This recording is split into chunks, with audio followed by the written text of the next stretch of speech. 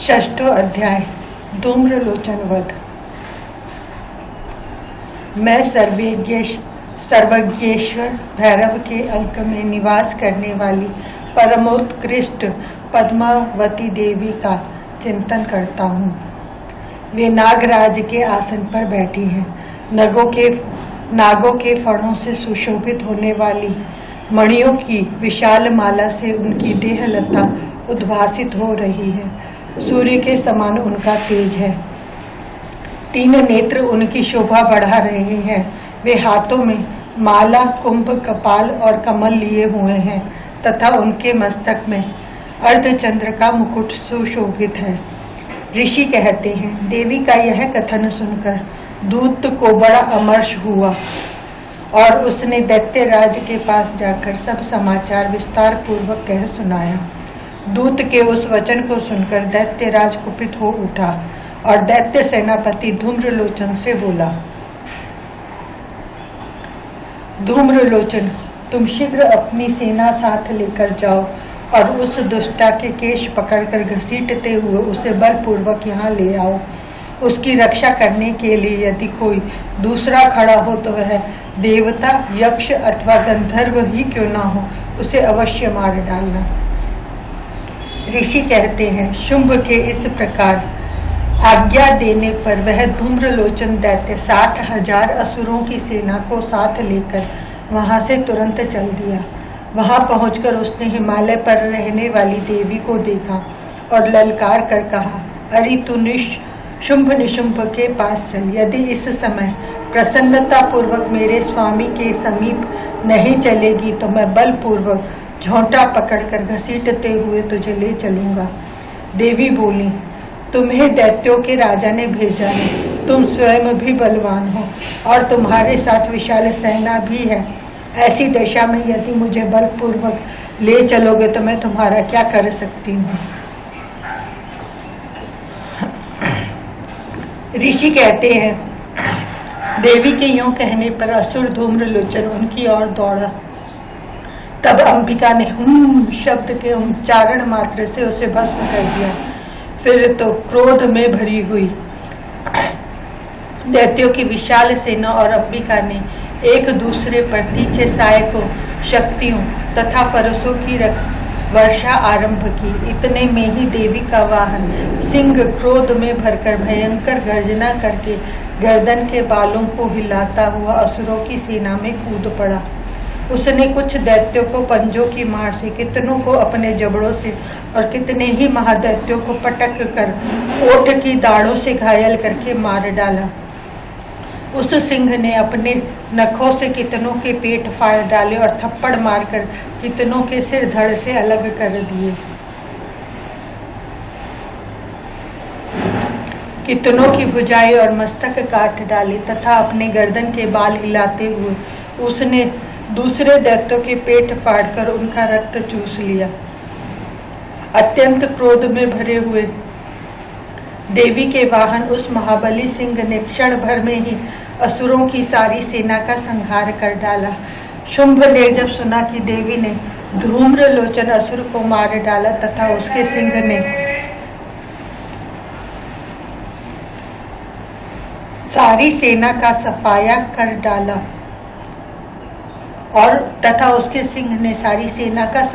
डाला तब उस दैत्य राज को बड़ा क्रोध हुआ। उसका ओठ कांपने लगा। उसने चंड और मुंड नामक 2 महादैत्यों को आज्ञा दी, हे चंड और हे मुंड, तुम लोग बहुत बड़ी सेना लेकर वहां जाओ। उस देवी के झोंटे पकड़कर अथवा उसे बांधकर शीघ्र यहाँ ले आओ।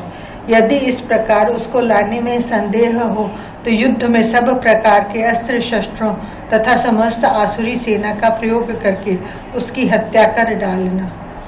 इति श्री मार्कंडेय पुराणे सावर्णी के मनवंतरे देवी महात्म्ये शुंभ निशुंभ सेनानी धूम्रलोचन वधो नाम षष्ठो अध्याय। उस दुष्टा की हत्या होने तथा सिंह के भी मारे जाने पर उस अंबिका को बांधकर साथ ले शीघ्र ही लौट आना। इस प्रकार श्री मार्कंडेय पुराण में सावर्णिक मनवंतर की कथा के अंतर्गत देवी महात्म्यों में धूम्रलोचन वध नामक 6ठा अध्याय पूरा हुआ।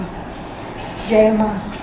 जय मां, जय मां, जय मां, जय मां। सप्तमो अध्याय, चंड और मुंड का वध। मैं मातंगी देवी का ध्यान करता हूँ। वे रत्नमय सिंहासन पर बैठकर पढ़ते हुए तोते का मधुर शब्द सुन रही हैं। उनके शरीर का वर्ण श्याम है।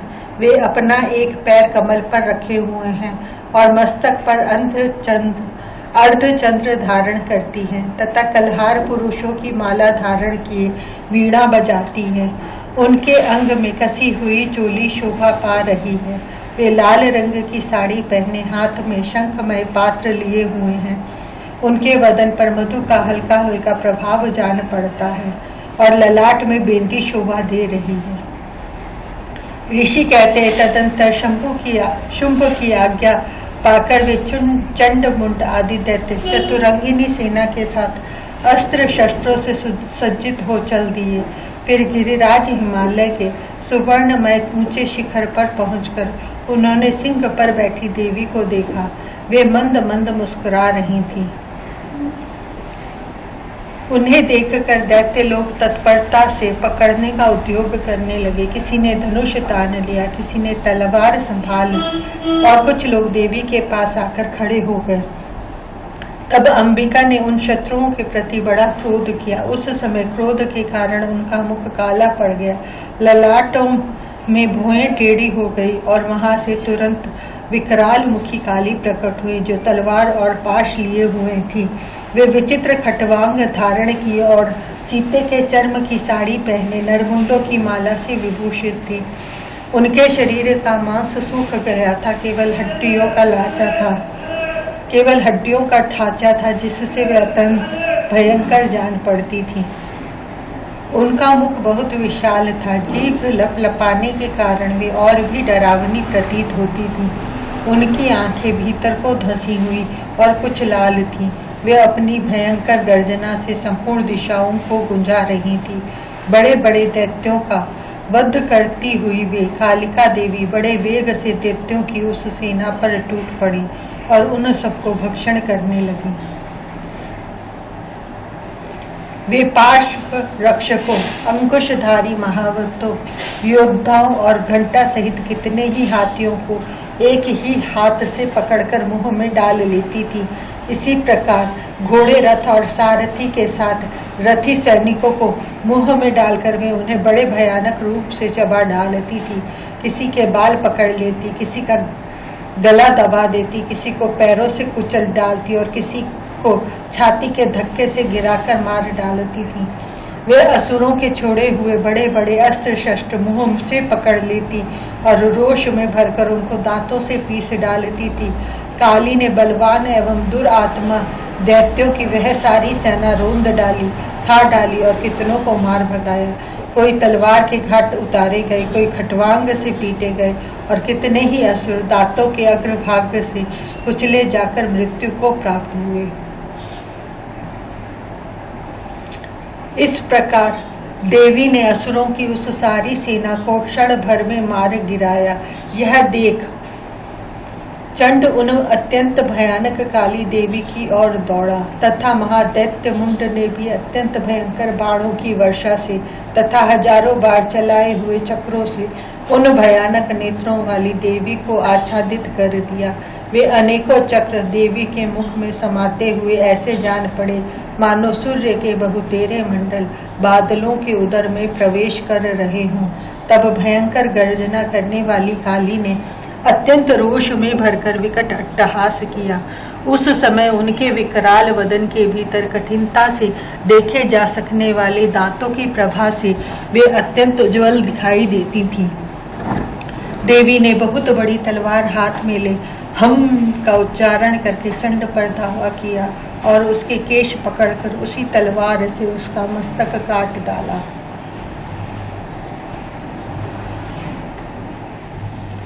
चंड को मारा गया देखकर मुंड भी देवी की ओर दौड़ा। तब देवी ने रोष में भरकर उसे भी तलवार से घायल करके धरती पर सुला दिया। महापराक्रमी चंड और मुंड को मारा गया देख मरने से बची हुई बाकी सेना भय से व्याकुल हो चारों ओर भाग गई। तदनंतर काली ने चंड और मुंड का मस्तक हाथ में ले चंडिका के पास जाकर प्रचंड अट्टहास करते हुए कहा, मैंने चंड और मुंड नामक इन दो महापशुओं को तुम्हें भेंट किया है। अब युद्ध यज्ञ में तुम शुंभ और निशुंभ का स्वयं ही वध करना। ऋषि कहते हैं, वहां लाए हुए उन चंड मुंड नामक महादैत्यों को देखकर कल्याणमयी चंडी ने काली से मधुर वाणी में कहा, देवी तुम चंड और मुंड को लेकर मेरे पास आई हो, इसलिए संसार में चामुंडा के नाम से तुम्हारी ख्याति हो। इस प्रकार श्री मार्कंडेय पुराण में सावर्णिक मनवंतर की कथा के अंतर्गत देवी महात्म्य में चंड मुंड वध नामक 7वां अध्याय पूरा हुआ। 8वां अध्याय रक्त बीज वध। मैं अणिमा आदि सिद्धिमयी किरणों से आवृत भवानी का ध्यान करता हूँ। उनके शरीर का रंग लाल है, नेत्रों में करुणा लहरा रही है तथा हाथों में पाश, अंकुश, बाण और धनुष शोभा पाते हैं। ऋषि कहते हैं, चंड और मुंड नामक दैत्यों के मारे जाने तथा बहुत सी सेना का संहार हो जाने पर दैत्यों के राजा प्रतापी शुंभ के मन में बड़ा क्रोध हुआ और उसने दैत्यों की संपूर्ण सेना को युद्ध के लिए कूच करने की आज्ञा दी। वह बोला, आज उधायुध नाम के 86 दैत्य सेनापति अपनी सेनाओं के साथ युद्ध के लिए प्रस्थान करें। कंबु नाम वाले दैत्यों के 84 सेनानायक अपनी वाहिनी से घिरे हुए यात्रा करें। 50 कोटि वीर कुल के और 100 धौम्र कुल के असुर सेनापति मेरी आज्ञा से सेना सहित कूच करें। कालक, दौर्हित, मौर्य और काल के असुर भी युद्ध के लिए तैयार हो मेरी आज्ञा से तुरंत प्रस्थान करें। भयानक शासन करने वाला असुर राज शुंभ इस प्रकार आज्ञा दे सहस्रों बड़ी बड़ी सेनाओं के साथ युद्ध के लिए प्रस्थित हुआ। उसकी अत्यंत भयंकर सेना आती देख चंडिका ने अपने धनुष की टंकार से पृथ्वी और आकाश के बीच का भांग गुंजा दिया। राजन, तदंतर देवी के सिंह ने भी बड़े जोर जोर से दहाड़ना आरंभ किया। फिर अंबिका ने घंटे के शब्द से उस ध्वनि को और भी बढ़ा दिया। धनुष की टंकार, सिंह की दहाड़ और घंटे की ध्वनि से संपूर्ण दिशाएं गूंज उठी। उस भयंकर शब्द से काली ने अपने विकराल मुख को और भी बढ़ा लिया तथा इस प्रकार वे विजयिनी हुई। उस तुमुल नाद को सुनकर दैत्यों की सेनाओं ने चारों ओर से आकर चंडिका देवी, सिंह तथा काली देवी को क्रोध पूर्वक घेर लिया। राजन, इसी बीच में असुरों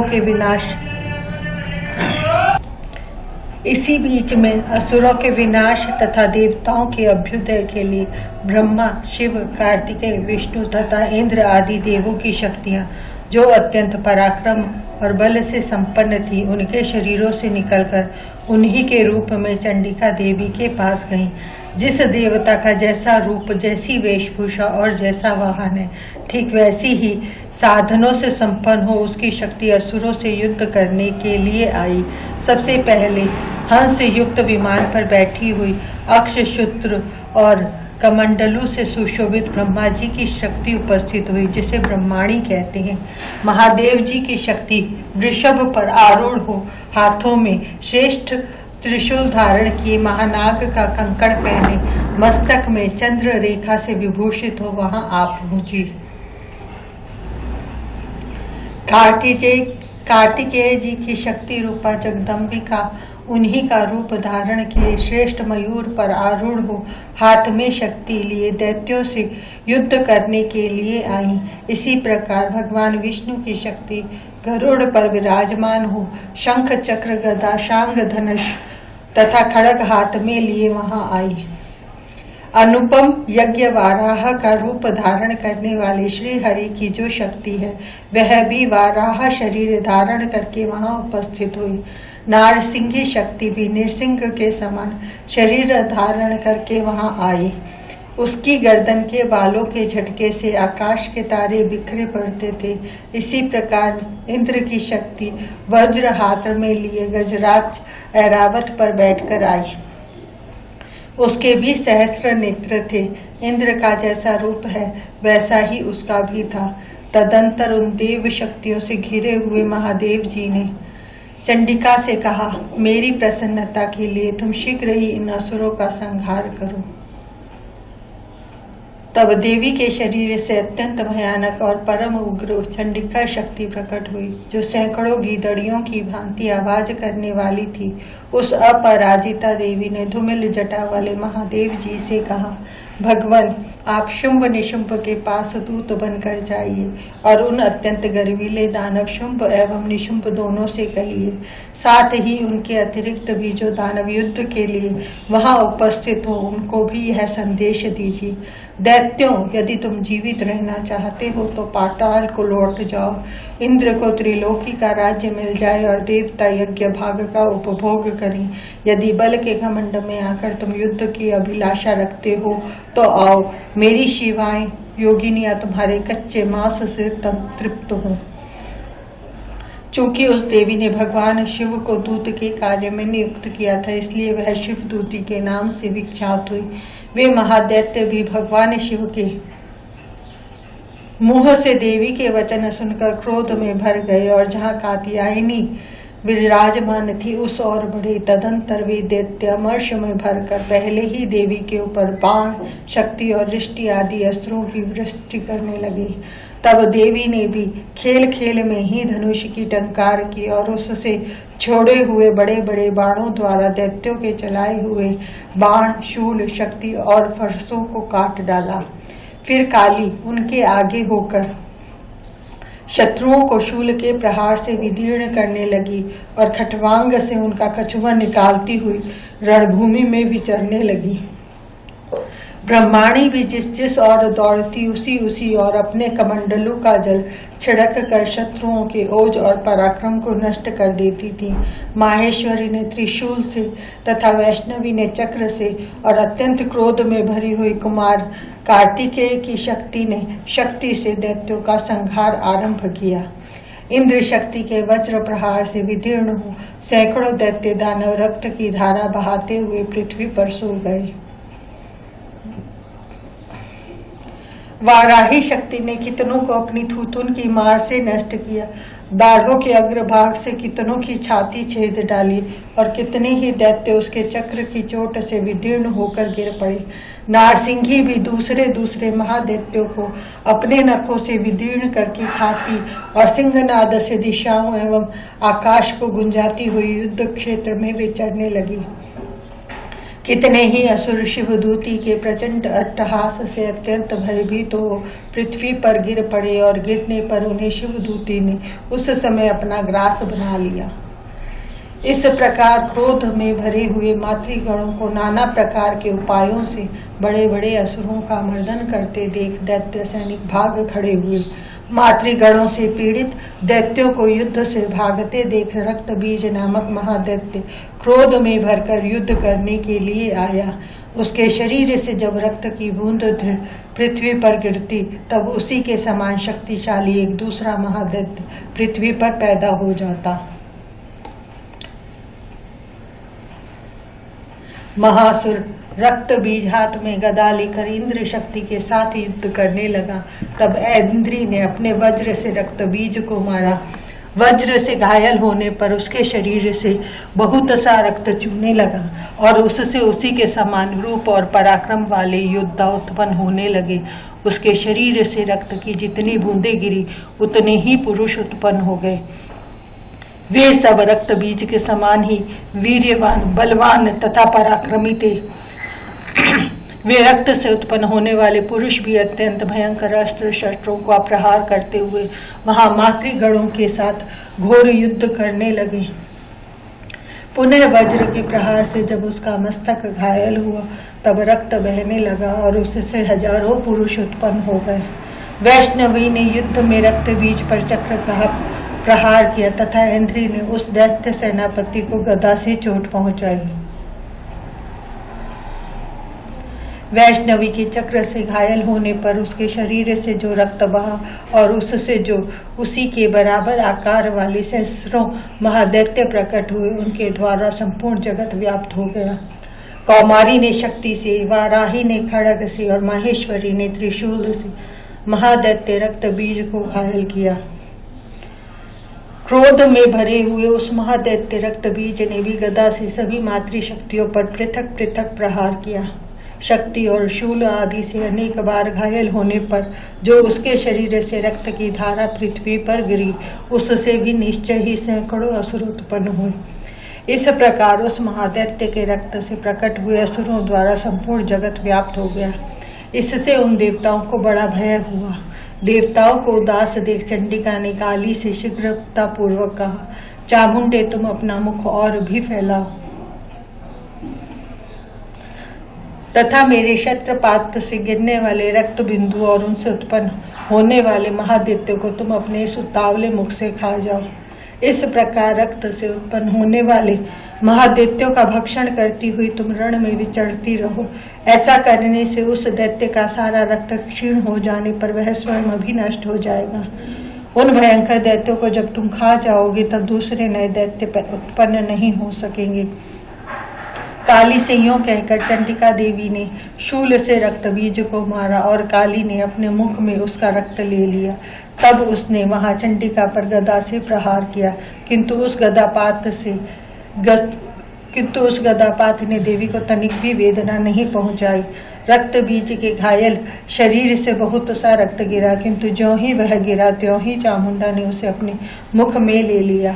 रक्त गिरने से काली के मुख में जो महादैत्य उत्पन्न हुए उन्हें भी वह चट कर गई और उसने रक्त बीज का रक्त भी पी लिया। तदंतर देवी ने रक्त बीज को, जिसका रक्त चामुंडा ने पी लिया था, वज्र, बाण, खड्ग और तथा रिष्टि आदि से मार डाला। राजन, इस प्रकार शस्त्रों के समुदाय से आहत एवं रक्तहीन हुआ महादैत्य रक्त बीज पृथ्वी पर गिर पड़ा। नरेश्वर, इससे देवताओं को अनुपम हर्ष की प्राप्ति हुई और मातृगण उन असुरों के रक्तपान के मद से उद्धत होकर नृत्य करने लगा। इस प्रकार श्री मार्कंडेय पुराण में सावर्णिक मनवंतर की कथा के अंतर्गत देवी महात्म्य में रक्त बीज वध नामक 8वां अध्याय पूरा हुआ। जय मां, जय मां, जय मां। 9वां अध्याय निशुंभ वध। मैं अर्धनारीश्वर के श्री विग्रह की निरंतर शरण लेता हूँ। उसका वर्ण बंदूक पुष्प और सुवर्ण के समान रक्त पीत मिश्रित है। वह अपनी भुजाओं में सुंदर अक्षमाला, पाश, अंकुश और वज्रद मुद्रा धारण करता है। अर्धचंद्र उसका आभूषण है तथा वह 3 नेत्रों से सुशोभित है। राजा ने कहा, भगवान, आपने रक्त बीज के वध से संबंध रखने वाला देवी चरित्र का यह अद्भुत महात्म्य मुझे बतलाया। अब रक्त बीज के मारे जाने पर अत्यंत क्रोध में भरे हुए शुंभ और निशुंभ ने जो कर्म किया उसे मैं सुनना चाहता हूँ। ऋषि कहते हैं, राजन, युद्ध में रक्त बीज तथा अन्य दैत्यों के मारे जाने पर शुंभ और निशुंभ के क्रोध की सीमा न रही। अपनी विशाल सेना इस प्रकार मारी जाती देख निशुंभ अमर्ष में भरकर देवी की ओर दौड़ा। उसके साथ असुरों की प्रधान सेना थी। उसके आगे पीछे तथा पार्श्व भाग में बड़े बड़े असुर थे, जो क्रोध से ओठ चबाते हुए देवी को मार डालने के लिए आए। महापराक्रमी शुंभ भी अपनी सेना के साथ मातृगणों से युद्ध करके क्रोधवश चंडिका को मारने के लिए आ पहुंचा। तब देवी के साथ शुंभ और निशुंभ का घोर संग्राम छिड़ गया। वे दोनों दैत्य मेघों की भांति बाणों की भयंकर वृष्टि कर रहे थे। उन दोनों के चलाए हुए बाणों को चंडिका ने अपने बाणों के समूह से तुरंत काट डाला और शस्त्र समूहों की वर्षा करके उन दोनों दैत्यपतियों के अंगों में भी चोट पहुंचाई। निशुंभ ने तीखी तलवार और चमकती हुई ढाल लेकर देवी के श्रेष्ठ वाहन सिंह के मस्तक पर प्रहार किया। अपने वाहन को चोट पहुंचने पर देवी ने क्षुरप्र नामक बाण से निशुंभ की श्रेष्ठ तलवार तुरंत ही काट डाली और उसकी ढाल को भी, जिसमें 8 चांद जड़े थे, खंड खंड कर दिया। ढाल और तलवार के कट जाने पर उस असुर ने शक्ति चलाई, किंतु सामने आने पर देवी ने चक्र से उसके भी 2 टुकड़े कर दिए। अब तो निशुंभ क्रोध से जल उठा और उस दानव ने देवी को मारने के लिए शूल उठाया, किंतु देवी ने समीप आने पर उसे भी मुक्के से मारकर चूर्ण कर दिया। तब उसने गदा घुमाकर चंडी के ऊपर चलाई, किंतु वह भी देवी के त्रिशूल से कटकर भस्म हो गई। तदंतर दैत्यराज निशुंभ को फरसा हाथ में लेकर आते देख देवी ने बाण समूहों से घायल कर पृथ्वी पर सुला दिया। उस समय भयंकर पराक्रमी भाई निशुंभ के धराशायी हो जाने पर शुंभ को बड़ा क्रोध हुआ और अंबिका का वो वध करने के लिए वह आगे बढ़ा। रथ पर बैठे बैठे ही उत्तम आयुधों से सुशोभित अपनी बड़ी बड़ी 8 अनुपम भुजाओं से समूचे आकाश को ढककर वह अद्भुत शोभा पाने लगा। उसे आते देख देवी ने शंख बजाया और धनुष की प्रत्यंचा का भी अत्यंत दुस्सह शब्द किया। साथ ही अपने घंटे के शब्द से, जो समस्त दैत्य सैनिकों का तेज नष्ट करने वाला था, संपूर्ण दिशाओं को व्याप्त कर दिया। तदनंतर सिंह ने भी अपनी दहाड़ से, जिसे सुनकर बड़े बड़े गजराजों का महान मद दूर हो जाता था, आकाश, पृथ्वी और 10 दिशाओं को गुंजा दिया। फिर काली ने आकाश में उछलकर अपने दोनों हाथों से पृथ्वी पर आघात किया। उससे ऐसा भयंकर शब्द हुआ जिससे पहले के सभी शब्द शांत हो गए। तत्पश्चात शिवदूती ने दैत्यों के लिए अमंगलजनक अट्टहास किया। इन शब्दों को सुनकर समस्त असुर थर्रा उठे, किंतु शुंभ को बड़ा क्रोध हुआ। उस समय देवी ने जब शुंभ को लक्ष्य करके कहा, ओ दुरात्मन, खड़ा रहे। तभी आकाश में खड़े हुए देवता बोल उठे, जय हो, जय हो। शुंभ ने वहां आकर ज्वालाओं से युक्त अत्यंत भयानक शक्ति चलाई। अग्निमय पर्वत के समान आती हुई उस शक्ति को देवी ने बड़े भारी लूके से दूर हटा दिया। उस समय शुंभ के सिंहनाद से तीनों लोक गूंज उठे। राजन, उसकी प्रतिध्वनि से वज्रपात के समान भयानक शब्द हुआ, जिसने अन्य सब शब्दों को जीत लिया। शुंभ के चलाए हुए बाणों के देवी ने और देवी के चलाए हुए बाणों के शुंभ ने अपने भयंकर बाणों द्वारा सैकड़ों और हजारों टुकड़े कर दिए। तब क्रोध में भरी हुई चंडिका ने शुंभ को शूल से मारा। उसके आघात से मूर्छित हो वह पृथ्वी पर गिर पड़ा। इतने में ही निशुंभ को चेतना हुई और उसने धनुष हाथ में लेकर बाणों द्वारा देवी, काली तथा सिंह को घायल कर डाला। फिर उस दैत्यराज ने 10,000 बाहें बनाकर चक्रों के प्रहार से चंडिका को आच्छादित कर दिया। तब दुर्गम पीड़ा का नाश करने वाली भगवती दुर्गा ने कुपित होकर अपने बाणों से उन चक्रों तथा बाणों को काट गिराया। यह देख निशुंभ दैत्य सेना के साथ चंडिका का वध करने के लिए हाथ में गदा लिए बड़े वेग से दौड़ा। उसके आते ही चंडी ने तीखी धार वाली तलवार से उसकी गदा को शीघ्र ही काट डाला। तब उसने शूल हाथ में ले लिया। देवताओं को पीड़ा देने वाले निशुंभ को शूल हाथ में लिए आते देख चंडिका ने वेग से चलाए हुए अपने शूल से उसकी छाती छेद डाली। शूल से विदीर्ण हो जाने पर उसकी छाती से एक दूसरा महान बली एवं महापराक्रमी पुरुष खड़े रह कहता हुआ निकला। उस निकलते हुए पुरुष की यह बात सुनकर देवी ठठाकर हंस पड़ी और खड़क से उन्होंने उसका मस्तक काट डाला। फिर तो वह पृथ्वी पर गिर पड़ा। तदंतर सिंह अपनी दाढ़ों से असुरों की गर्दन को चलकर खाने लगा। यह बड़ा भयंकर दृश्य था। उधर काली तथा शिवदूती ने भी अन्य दैत्यों का भक्षण आरंभ किया। कौमारी की शक्ति से विदीर्ण होकर कितने ही महादैत्य नष्ट हो गए। ब्रह्माणी के मंत्रपूत जल से निस्तेज होकर कितने ही भाग खड़े हुए। कितने ही दैत्य माहेश्वरी के त्रिशूल से छिन्न भिन्न हो धराशायी हो गए। वाराही के थूतन के आघात से कितनों का पृथ्वी पर कचुमर निकल गया। वैष्णवी ने भी अपने चक्र से दानवों के टुकड़े टुकड़े कर डाले। ऐन्द्री के हाथ से छूटे हुए वज्र से भी कितने प्राणों से हाथ धो बैठे। कुछ असुर नष्ट हो गए, कुछ उस महायुद्ध से भाग गए तथा कितने ही काली, शिवदूती तथा सिंह के ग्रास बन गए। इस प्रकार श्री मार्कंडेय पुराण में सावर्णिक मनवंतर की कथा के अंतर्गत देवी महात्म्य में निशुंभ वध नामक 9वां अध्याय पूरा हुआ। जय मां, जय मां, जय मां, जय मां। 10वां अध्याय।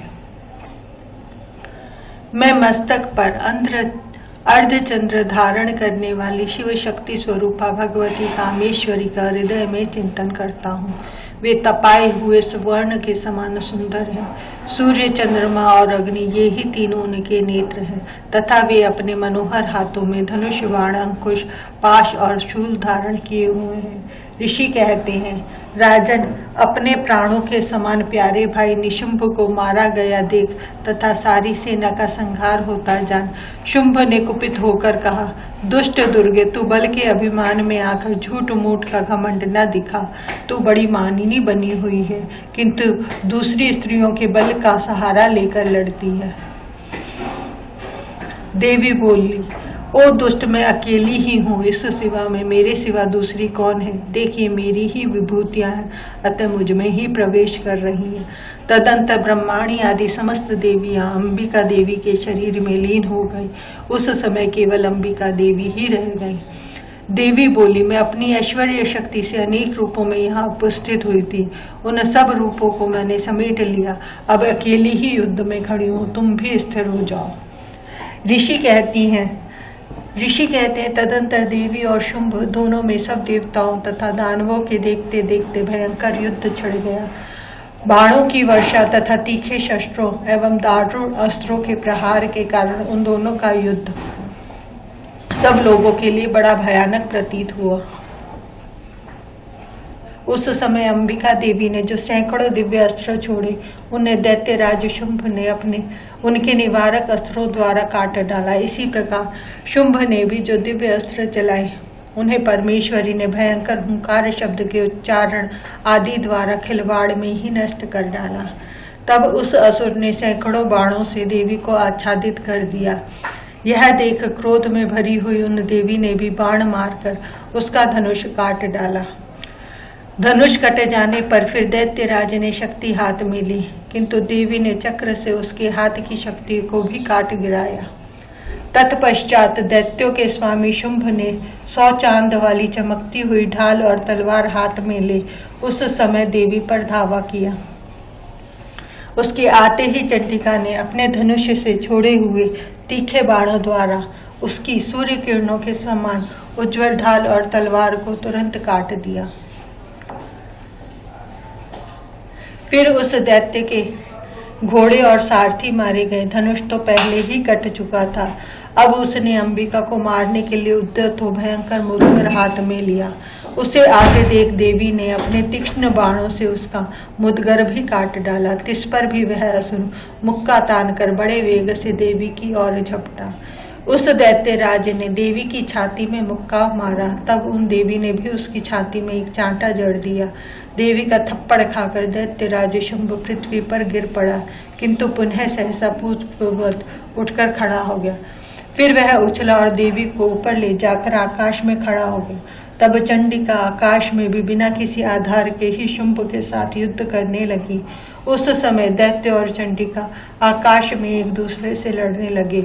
उनका वह युद्ध पहले सिद्ध और मुनियों को विस्मय में डालने वाला हुआ। फिर अंबिका ने शुंभ के साथ बहुत देर तक युद्ध करने के पश्चात उसे उठाकर घुमाया और पृथ्वी पर पटक दिया। पटके जाने पर पृथ्वी पर आने के बाद वह दुष्टात्मा दैत्य पुनः चंडिका का वध करने के लिए उनकी ओर बड़ी वेग से दौड़ा। तब समस्त दैत्यों के राजा शुंभ को अपनी ओर आते देख देवी ने त्रिशूल से उसकी छाती छेद कर उसे पृथ्वी पर गिरा दिया।